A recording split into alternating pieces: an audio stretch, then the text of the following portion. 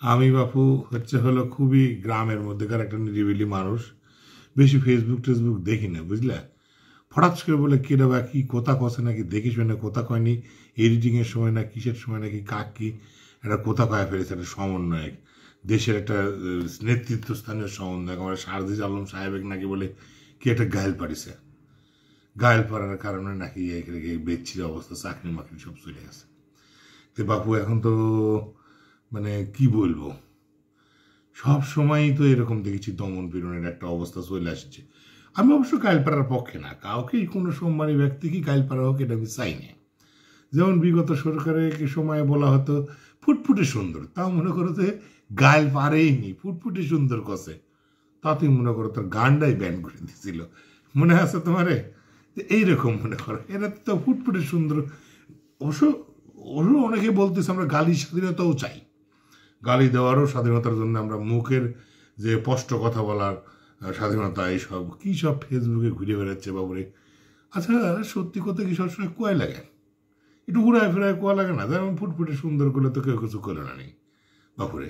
আর এইটা কইলো এটা ফেস করে ফুস করে আসলো কিন্তু না আবার টিভির পর্দায়, মানে সাইডে দিল কারা? এটা মানে একটু রহস্যজনক গন্ধ।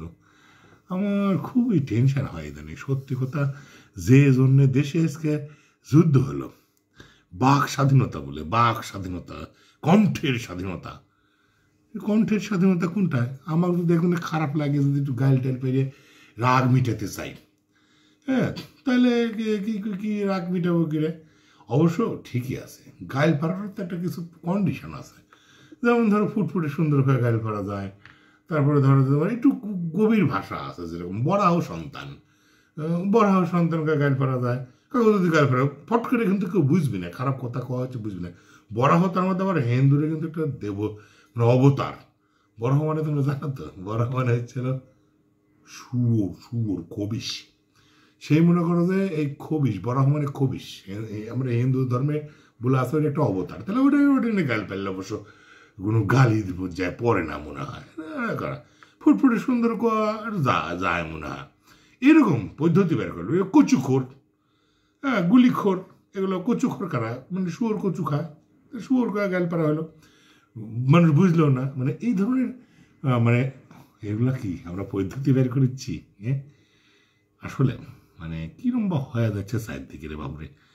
মানে এখন মনে হয় আকাশ বাতাস, সমাজে কোনো সমস্যা নাই, এইসব কথা কইতে হবে। আসলেই তো কোনো সমস্যা নেই, দেশ এখন মনে করো যে আগে কইতাম যে উন্নয়নের জোয়ারে ভাইসা যাচ্ছে, আর এখন ন্যায় প্রতিষ্ঠা আছে, বাক স্বাধীনতায় ভাইসা যাচ্ছে দেশ। এই কথাটা কইতে হবে। উন্নয়নের জোয়ার তো আর নাই, কারণ উন্নয়নের জোয়ার করতে হলে তো দুর্নীতি করা ছাড়া তো উন্নয়ন হয় না। এটা একটা পারস্পরিক সহযোগিতাপূর্ণ কথাবার্তা। দুর্নীতি করতে হলে উন্নয়ন করতে হয়, উন্নয়ন করতে হলে দুর্নীতি করতে হয়, আগে ছিল। এখন এই সরকার তো মনে করো সংস্কারের সরকার, মানে সরকার প্রচুর সংস্কার করেছে, মনে করো এখানে সাইনবোর্ড টাইনবোর্ড পাল্টা, চারদিকে ব্যাপক সংস্কার হচ্ছে।